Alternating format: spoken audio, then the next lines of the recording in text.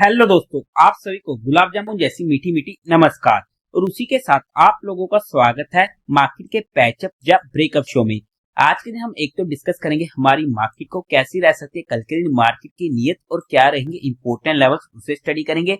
साथ ही साथ कल के दिन होने वाले दो आईपीओ की क्लोजिंग, जिसमें से एक रहेगा main line IPO standard Glass lining का, दूसरा इंडोवेल इंस्टॉलेशन का एसएमई आईपीओ होने वाला है। तो वहां पर क्या रहेगा मेरा फाइनल डिसीजन इन दोनों आईपीओ में। बट उसी के साथ साथ परसों के दिन काफी सारे आईपीओ क्लोज होने वाले हैं, तो उन सभी को हम एक बार स्टडी आउट करने की कोशिश करेंगे। एंड फाइनली कल के दिन एक एसएमई आईपीओ लियो ड्राई फ्रूट्स की होने वाली है लिस्टिंग। तो वहां पर क्या रहेगी लिस्टिंग स्ट्रेटेजी, उसे भी हम डिस्कस करने की कोशिश करेंगे। और उसी के साथ साथ क्या चल रहा है सभी आईपीओ का जीएमपी, उसे भी हम देख लेंगे।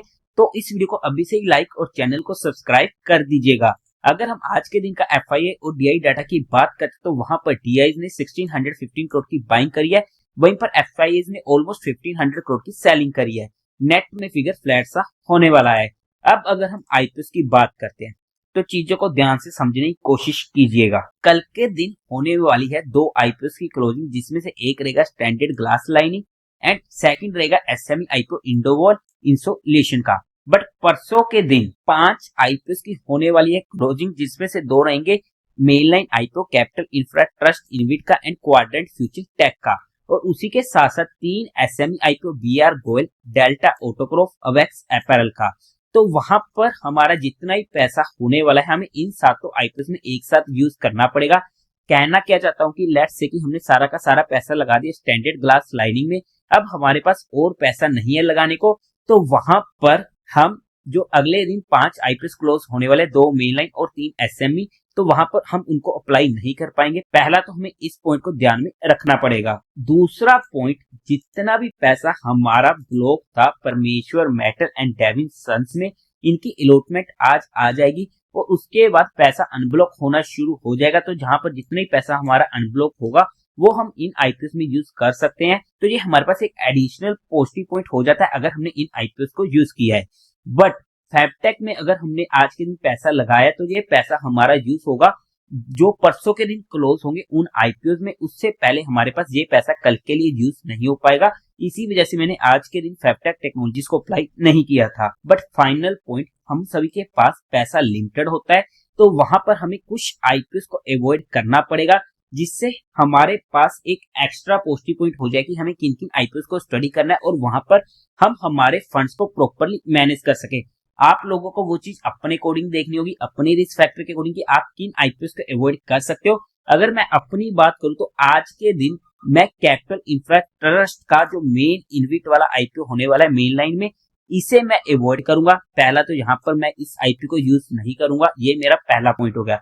दूसरा पॉइंट, कल के दिन एसएमई आईपीओ इंडोवेल इंसुलेशन को भी मैं यूज नहीं करूंगा और वहां पर इस आईपीओ को भी क्लियरली अवॉइड करने वाला हूं। थर्ड आईपीओ जिसे मैं अवॉइड करूंगा वो होने वाला है अवेक्स अपैरल का।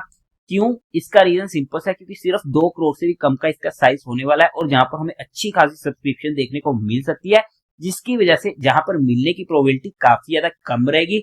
और वहां पर जब मिलने की उम्मीद बहुत ही ज्यादा कम हो तो मैं वहां पर पैसा नहीं लगाऊंगा। अगर मेरे पास अदर अपॉर्चुनिटीज हैं जहां पर मिलने की उम्मीद है और एक अच्छी लिस्टिंग गेन की भी उम्मीद मुझे मिल रही है, मतलब कि अब मेरे पास बच चुके हैं Quadrant Future Tech, Standard Glass Lining, BR Goyal and Delta Autocorp के 4 आईपीओ।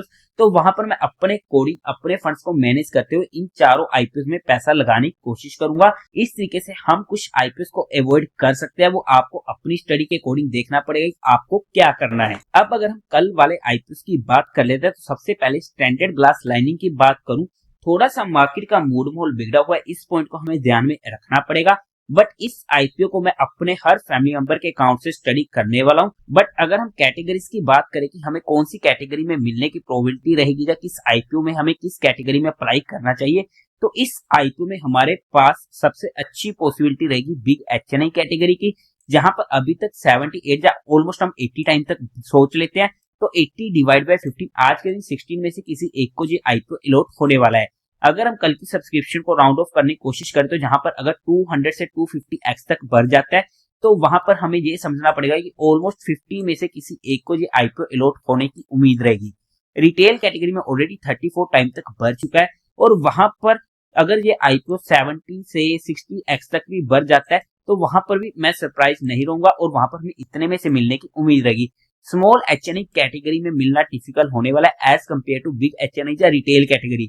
तो वहां पर अगर मेरे पास फंड अवेलेबल है तो मैं पहले बिग एचएनआई कैटेगरी में यूज करूंगा और बाकी रिमेनिंग फंड्स को अपने हर फैमिली मेंबर के अकाउंट से, फ्रेंड्स के अकाउंट से रिटेल कैटेगरी में यूज करने की कोशिश करूंगा। ये मेरा इसमें फाइनल डिसीजन होने वाला है। स्मॉल एचएनआई कैटेगरी में मैं इस आईपीओ को अप्लाई नहीं करूंगा। और अगर कल के स्मॉल एचएनआई कैटेगरी में 200x 300x तक का भी सब्सक्रिप्शन देखने को मिल जाता है तो भी मैं वहां पर शॉक नहीं होने वाला हूं। बट आप लोग कौन सी कैटेगरी से इस आईपीओ को अप्लाई करने वाले हो कमेंट सेक्शन में बता दीजिएगा। अब अगर हम बात करते हैं दूसरे आईपीओ के इंडोवेल इंसुलेशन की, तो मैं इस आईपीओ को क्लियरली अवॉइड करने वाला हूं। ये मेरा इसमें फाइनल डिसीजन होने वाला है और क्यों करने वाला हूं वो आप लोगों को इस आईपीओ के डिटेल्ड रिव्यू वीडियो में पता लग जाएगा।